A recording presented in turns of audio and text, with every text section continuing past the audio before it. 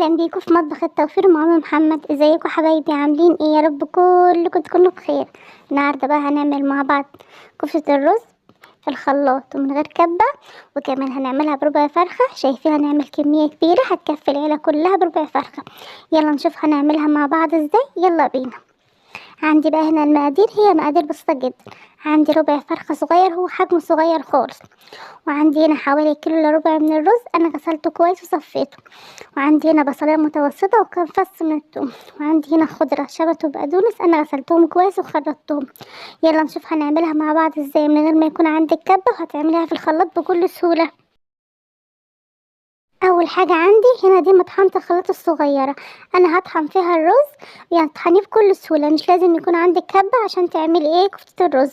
انا غسله الرز كويس مصفيه من الميه وسبته لحد ما ينشف خالص. انا عايزاه ينطحن معايا، هيكون ناعم مطحون شبه كده، يعني ناعم خالص شبه البقسماط الناعم. اطحنيه بكل سهوله. المطحنه الصغيره دي هنعمله في المطحنه الصغيره بكل سهوله. انا هطحنه شويه بشويه صغيرين، يعني على حسب يعني حجم المطحنه عندك. شويه بشويه هتكوني مخلصاه، ما هتاخدش منك وقت خالص. اهم حاجه تكوني غاسله الرز كويس، سايباه يتصفى من الميه حوالي ربع ساعه. انا هطحن كل كميه الرز بنفس الطريقه بالشكل ده. هي طحنته ناعم بالشكل ده. بعد ما طحنت بقى الرز كل كميه الرز، هي ما خدتش معايا وقت خالص. عندي هنا ده ربع الفرخه، انا قطعته برضو صغير مكعبات صغيره، واحطه برضو في المطحنه واطحنه برضو بنفس الطريقه. صدر الفرخه ما بياخدش، يعني بيكون يعني ضعيف، بينطحن على طول. الفراخ يعني بتكون ناعمة، طحنته بنفس الطريقة. وعندي بقى هنا الخلاط، هضيف حوالي ربع كوباية من المية. ما تزوديش كمية المية، يعني انا زودت هنا بس صفيتها يعني بعد كده. وهقطع البصلاية واحط الخضرة والثوم وهضربهم برضو في الخلاط. يعني هتعملي كفتة الرز النهاردة بكل سهولة، مش لازم يكون عندك كبة، هتعمليها في الخلاط بكل سهولة. ايا كان نوع خلاطك هتعمليها. مادام عندك المطحنة الصغيرة اطحني فيها شويه بشويه، وما تخافيش ما يجرالهاش حاجه. بعد ما طحنته بالشكل ده، انا هصفي الميه الزياده منها وبعد كده احطها على الرز. عندي بقى هنا الرز اللي احنا طحناه مع بعضه. احط بقى البهارات. عندي هنا 7 بهارات، فلفل اسمر والملح. هظبط لها بقى البهارات زي ما قلت. الطريقه النهارده بسيطه جدا، بكل سهوله هتعملي كفتة الرز يعني باسهل طريقه عندك.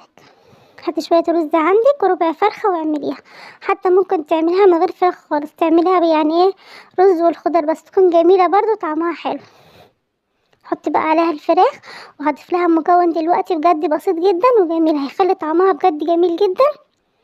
عندي هنا دي حبايه بطاطس انا سلقاها وهرساها كويس. حط عليها حوالي ربع معلقه من الملح. هحطها برضو على الرز المفروم احنا طحناه مع بعض مع الفراخ. بس بتخلي طعمها بجد جميل، بتخليها ناعمه كده وحلوه يعني في التسويه. جربي تحطي بطاطسية على الكفته، بجد هيكون طعمها بجد جميل جدا وهتعجبك. جربيها وان شاء الله هتعجبك. حط بقى عندي البطاطس واقلبهم بقى مع بعض كويس. وهجيب بقى الخضره بالثوم بالبصل. زي ما قلتلك، لو لقيتي الميه زياده صفي الميه منها بمصفى صغيره. وعجني كل ده مع بعض كويس، هتعجن معاكي بكل سهوله، بس عجنها بايدك. انا دلوقتي هعجنها بايدي واقلب كل المكونات مع بعض. هي طريقتها بسيطه جدا، ما هتاخدش منك وقت. بقى شكلها بعد ما عجنتها بايدي. ده شكلها بعد ما عجنتها. عندي هنا طبق فيه شويه زيت، يعني معلقتين كبار من الزيت. هبل ايدي زيت واكورها بالشكل ده واصبعها. ممكن تعمليها كبيره صغيره الحجم اللي يريحك، يعني انا عملتها كبيره عشان كنت مستعجله يعني وعايزه احضر الغدا بسرعه. ممكن تعمليها صغيره او تعمليها كور برضو. انا هصبع كل الكميه بنفس الطريقه. هبل ايدي زيت واصبعها بالشكل ده لحد ما اخلص كل الكميه. طبعا هي كميه يعني على قد الغدا، كميه بسيطه. يعني ربع الفرخه مع شويه الرز هيعملوا معاكي اكتر من 2 كيلو كفته، هتغدي بيهم البيت بطريقه اقتصاديه جدا. هصبع بقى كل الكميه وارجع لكم.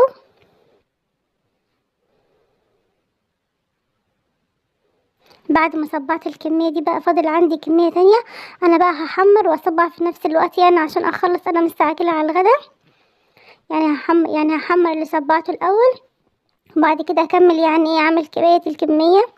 احمرها في زيت بالشكل ده، هي ما بتاخدش وقت.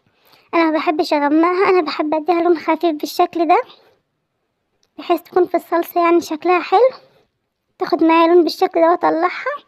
زي ما قلت هي بتاخدش وقت. انا عمال ما حمرت دول يعني كنت خلصت بقى الكمية، يعني صبعتهم وشكلتهم بالشكل اللي انتوا شايفينه ده. هي بتاخدش وقت ومتشربش زيت يعني. زي ما قلت غدا النهاردة بسيط جدا واقتصادي جدا، اي حد هيقدر يعمله. ادي بقية الكمية، هحمر كل الكمية وبعد ما احمر هوريكم بقية الكمية شكلها عامل ازاي. هطلعهم برضو. هي ما بتاخدش وقت خالص، بتتحمر على طول يعني وانتي واقفة. ده شكلهم بعد ما خلصت كل الكمية، ما شاء الله.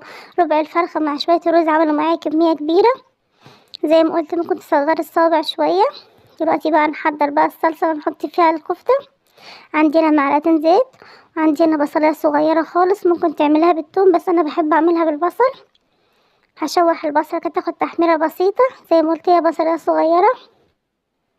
اول ما اتحمرت معايا بالشكل ده هنزل بقى عليها بعصير الطماطم.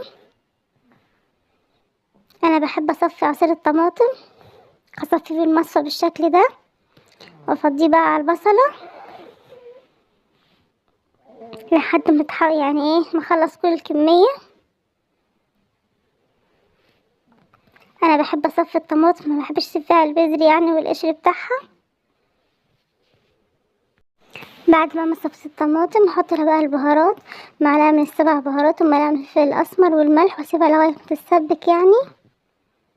ده شكلها بعد ما اتسبكت بالشكل ده، هي ما خدتش وقت يعني. هحط عليها بقى المية، حوالي يعني 3 أو 4 كوبايات من المية. لو عندك شوربة ممكن تستخدمي شوربة. انا هحط مكعب من المرقة يعني علشان ما عنديش شوربة، واسيبها لحد ما تغلي. بعد كده نشوف هنسوي الكفتة ازاي بقى مع بعض. هسيبها بس تغلي الاول. عندي كمان مكعب مرق، انا حطيت 2. بعد ما غلت بالشكل ده هفضي بقى فيها الكفتة، احنا حمرناها كلها، هحطها بقى في الصلصة بالشكل ده. هخلص كل الكمية، هي ما بتاخدش وقت يعني. ما شاء الله عملت معايا كمية يعني حلوة، هتكفي ان شاء الله الغدا. يعني لو انتي عيلة من 5 أو 6 افراد هتكفيكي. بعد ما حطيتها بالشكل ده هسيبها تاخد اول غلوة على نار عالية، وبعد كده ههدي عليها النار لغاية ما تستوي. ده شكلها بعد ما استوت، هي ما خدتش معايا وقت. انا باول ما غلت اول غلية يعني غلت غلوتين، هديت عليها النار، سبت نار متوسطة لغاية ما استوت. شايفين شكلها عامل ازاي، والصلصة بتاعتها مظبوطة، والصباع بيستوي معايا من جوه بكل سهولة، مستوية وجميلة. هي طريقة بسيطة وفكرة بسيطة للغدا. يعني لو عندك ربع فرخة طلعيه وهاتي شوية رز واعملي احلى غدا لولادك. اتمنى تكون فكرة النهاردة عجبتكم. لو عجبتكم الغدا النهاردة والفكرة الاقتصادية نوروني بالاشتراك في القناة.